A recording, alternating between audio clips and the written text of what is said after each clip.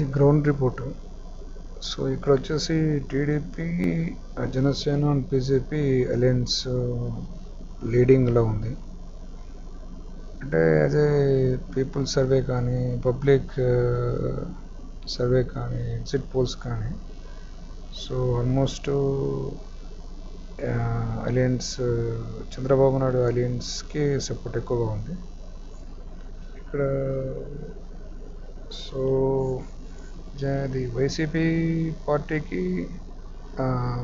తక్కువ స్థానాలు చూపిస్తుంది. బట్ ఇది ఒక గ్రౌండ్ రిపోర్ట్ మాత్రమే. So elections